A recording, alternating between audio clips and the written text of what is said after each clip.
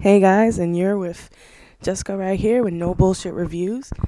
Sorry I haven't had any more bullshit reviews in the past couple of weeks, but I'm back and I'm trying to keep things steady, but it's kind of been hard. Anyway, this week, what I'm going to like to review is Maniac. Now, I don't have the DVD and I don't have a CD because I watched this. Well, I don't have a CD because I gave it back to Netflix. Yeah, I did not watch it on, what you call that? Instant Q or whatever that is.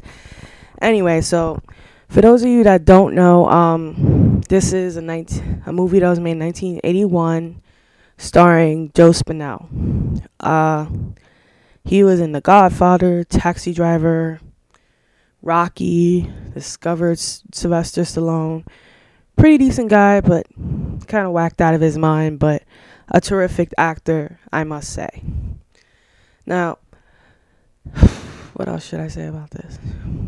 Oh, and for all you Tom Savini fans, Tom Savini is in the movie for a brief moment, getting his head blown off, and he did the special effects makeup. So that's a big plus. If you're a horror fan, you want to see more of Tom Savini's work, then this is the movie to see it in, because is there in a vast amount of quality. Now, I'm going to give you the breakdown of Maniac, just like the story, I guess. And this is how it goes. There's a character named This character named, I'm going to check right now. What's his fucking name in this movie? Frank. Aha. Here we go. Frank Zito is the maniac, basically. He's a serial killer. We meet him in the middle of his little killing spree. And it's basically unlike other movies where we see the beginning of a serial killer. In this one, we meet him just as he's, in the groove on the regular, everyday killing people for no apparent reason at all. Well, I'll tell you the reason, but we meet him in the middle. And this is good because now in these kind of movies, you either meet them in the beginning and we see their rise, or we meet them in the middle and we see their fall. Which I'm not spoiling anything because in this movie, once you pop it in and like 30 minutes in, something has got to give because he cannot just keep getting away with it. Alright, basic on this Frank Zito character.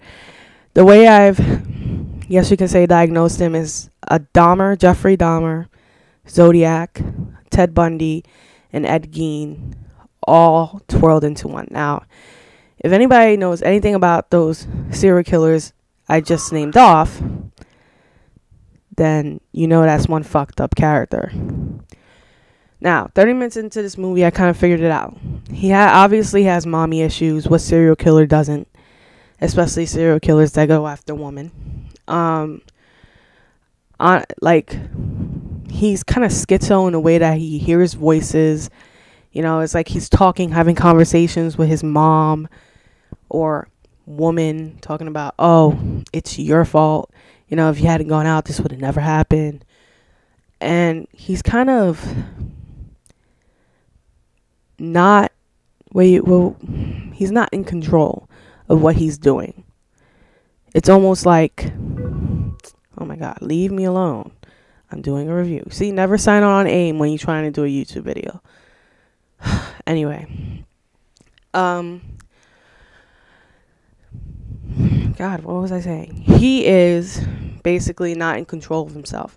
He's doing this in a way that he is completely almost at a loss. Like, he doesn't control it. He cannot say no to his mom. His own moments in the movies when he's like, no, I don't want to, da, da, da, da. But not like overly like, oh, what a pussy, listening to the voices in his mind. Not like that, but more like, So basically that's the premise of the story. It's just this guy, he's has mommy issues and he's taking it out on girls. And it's not like he wants to kill them, It's up to them to make the wrong move sometimes. It's like he always finds a way to blame them. Like, for instance, there's a prostitute that he goes after, they're towards the 20-minute mark. And it's only until she starts kind of like telling him, like, oh, you're so good. He takes that as mockery. And that's when he gets upset. Like, all women mock him. Like, he can never be good enough. Like, he can't accept a compliment. And he was just extremely creepy with her. He's like, he didn't even want to touch her. Which is a big case with, these serial killers that totally don't, have mommy issues. So you can safely say that each woman to him is his mom, who left him and abused him. Because there's a moment in the movie where he's like burnt. Well, yeah. So that's him right there. And abused him, and he's getting back at her. She's dead, but he's getting back at her in other women. He's like, oh, you left, but I know you look different, but you're here. I see you. You're you. Blah, blah, blah. You look different, and you left with all those men. Why did you leave with all those men?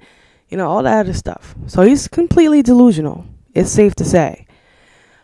And his thing in this movie is that he takes mannequins. I don't know how he's getting these mannequins. That's the part that doesn't make sense to me. Because wouldn't that be like a big trigger for police? Like, oh shit, look at that guy staring weirdly at mannequins. Hey, there's been some mannequins missing. Hey, that's some weird behavior. I guess we should arrest that guy. I don't know, I'm just saying, but whatever. So he takes mannequins and he takes their clothes after he's done with them, and he scalps them. And he like nails the hair onto the mannequins. And so he's like keeping them forever, their soul, their essence, as he says. Like, for instance, Dahmer, in the way that he ate people, he had that problem with he didn't want them to leave, which is how his first murder actually occurred. He hit the guy because he wanted to leave. And now when he eats them, they're with him forever. Yeah, you see? Dahmer and Ed Gein and all these others, he kind of did his work, Joe Spinell, because he actually did the screenplay and based himself, the characters into the character with all those serial killers in mind. Anyway, but so that's basically the storyline there. And of course he meets that one girl. They always have to meet that one girl that perfect description of the mother that he of course doesn't kill, but wants to get into like kind of not a relationship, because in a way he's not like fucking her and he's not kissing her. It's more like he just wants to be around her, and he like totally gives himself up to her and totally freaks her out, of course. And yeah, that's how his old demise obviously comes. Now I'm going to go to the second part of this because there's a lot more to say, and I'm not really upbeat right now. I don't really know why, but I'm just not. I mean, this movie does not make me upbeat. Disclaimer for everybody out there that, seriously, people, this movie is the first movie in a long time to fucking fuck me up. Like, since I was a kid, like, fuck me up. It's not that graphic, but it's intense psychologically. And it really got me. And I was like, oh, shit. Especially since I have all this prior knowledge and I understood where the character was coming from. I kind of, like, knew where he was going with it. And I was like, oh, no, don't do that, Kind of wanted to watch the movie like this. Not graphically, but just because I didn't want to know what was going to happen. Now, well, not know, but see it actually go through. And at the same time, I was so excited to see the movie end because it was that good. Now, coming up on part 2, we're going to talk about the acting, the visuals, the visuals, the kills, and grade this movie up and see if it's good. Now, I just said all that, whatever. So yeah, join me in part 2 of the Maniac review, and I will see you guys later.